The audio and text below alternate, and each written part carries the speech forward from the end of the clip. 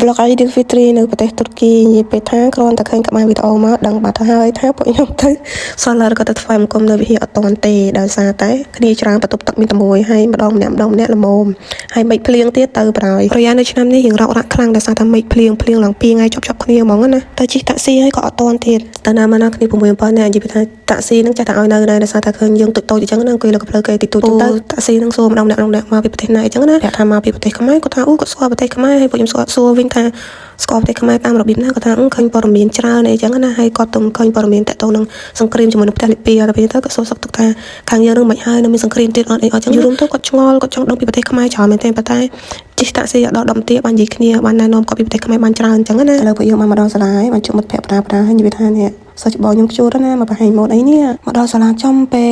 គេទទួលអាហារពេលព្រឹកអីចឹងណាអត់ទាន់ចូលទៅញ៉ាំអាហារពេលព្រឹកទេពួកខ្ញុំមកសំណាជួបមិត្តភក្តិសិស្សបងសិស្សប្អូនចាស់ថ្មីអីជួបជុំគ្នាអស់ហើយនិយាយថានេះឲ្យលុយគ្នាទៅវិញទៅមកអីចឹងណាហើយម្នាក់សំគួរយកចិត្តយកថ្លើមមិត្តភក្តិខ្ញុំខ្លាំងមែនទែនបានម្នាក់មកស្លឹកម្នាក់មកមើលវីដេអូនេះខ្ញុំខ្មាស់អៀនទៅហើយដៃខ្ញុំនេះសំលុយគេដែរគេអត់ឲ្យអូនិយាយថាអៀនដៃហើយរយៈនៅទុរគីនិយាយថាសប្បាយហ្នឹងចាញ់នៅខ្មែរទ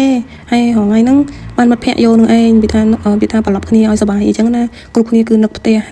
នឹកស្រុកកំណើតរៀងខ្លួនមកតែថ្ងៃរយៈហើយទាំងខ្ញុំទាំងគេដូចគ្នានឹងឯងបានលុយម្នាក់មកស្លឹកនិយាយថាអោបចោះអោបឡើងយកចិត្តយកថ្លើមគេមែនទែនហ្មងណាឥឡូវពួកខ្ញុំចូលមកញ៉ាំអាហារពេលព្រឹកហើយជារៀងរាល់ឆ្នាំគឺខាងសាលាគាត់តែងតែទទួលអាហារពេលព្រឹកដល់កូនសិស្សបរទេសមិនថាជាទុរគីគ្រប់សិស្សទាំងអស់ហើយក៏មានឲ្យលុយហ្សាកាត់អីថ្ងៃរយៈអ៊ីឌុលហ្វីទ្រីអ៊ីឌុលអដ្ឋាអីផងដែរឲ្យរាល់ឆ្នាំហ្មងនេះជាអាហារពេលព្រឹករបស់អ្នកជនជាតិទុរគីមានតែនំនែកនំស៊ីមីនហើយនឹងជ្រក់អូលីវ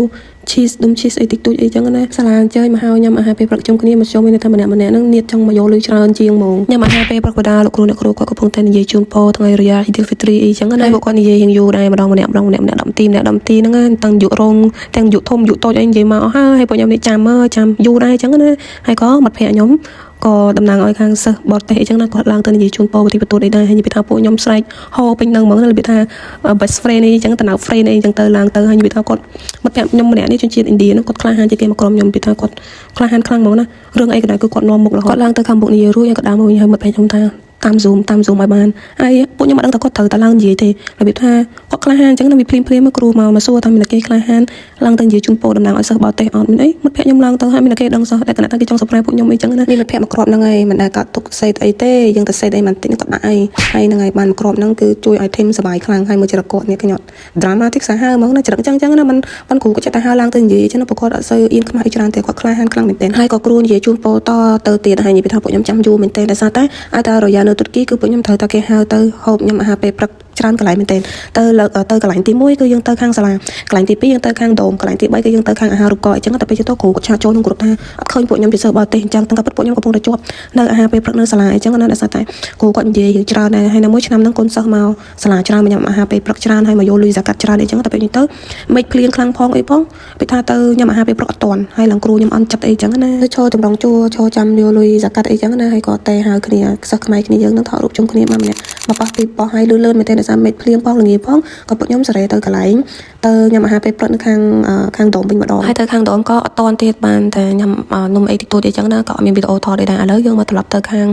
ាងអាហាររូបករណ៍វិញខាងអាហាររូបករណ៍ក៏គេទទួលអាហារយើងដែរតែមានលក្ខណៈពេលព្រឹកទេនំនែកអីផ្សេងអីចឹងណាសំខាន់មកខាងអាហាររូបករណ៍ក៏មានលុយហ្សាកាត់ដែរយល់ទៅក្នុងគ្រូក៏បានពួកខ្ញុំក៏ទៅរឿងលុយទេហើយមកខាងអាហាររូបករណ៍នេះយើងមកជួបជុំគ្នាជាមួយនឹងគ្រូខាងអាហាររូបករណ៍ហើយនឹងមិត្តភក្តិខាងបរទេសមកក្រុមទៀតបែបថាខាងជនជាតិទុរគីនិងមិត្តភក្តិបារាំងអីចឹងណាហើយក៏មានការអោបសាឡាមគ្នាតាមជាភាសាទុរគីគេហៅថា Bayram Lashma ក៏យើងអោបថោកគ្នាទៅវិញទៅមកអីចឹងណាហើយនិយាយថាក្នុងវីដេអូហ្នឹងខ្ញុំ BA វីដេអូហ្នឹងមកដោយសារតែខាងខ្ញុំវាចាញ់ចាំងជាងគេចឹងណាពណ៌អត់ដឹងអីថាលេងទេតែក៏ប៉ុន្តែគឺខាងមិត្តភក្តិផ្សេងៗក៏អត់ចូលចិត្តថតវីដេអូក៏យកពួកខ្ញុំសិស្សអាស៊ីហ្នឹងថតមកចឹងណាហើយខ្ញុំធ្វើវីដេអូស្រាប់អត់បញ្ហាដល់មកយកលុយហ្សាកាត់ទៀតហើយអូនិយាយថាកាក់កប់សាហាវឆ្នាំហ្នឹងខាងអាហាររូបករណ៍គេដាក់លុយចូលក្នុងកាបូបតូចៗអញ្ចឹងណាហើយពួកខ្ញុំទៅដើមគ្នារកពណ៌ឲ្យដូចគ្នាអីចឹងទៅហើយដល់ពីគ្រូចែកលុយហ្សាកាត់រួចក៏ញ៉ាំនំនែកជុំគ្នាហើយក៏ថតរូបថតវីដេអូអីសប្បាយពេញហ្នឹងហ្មង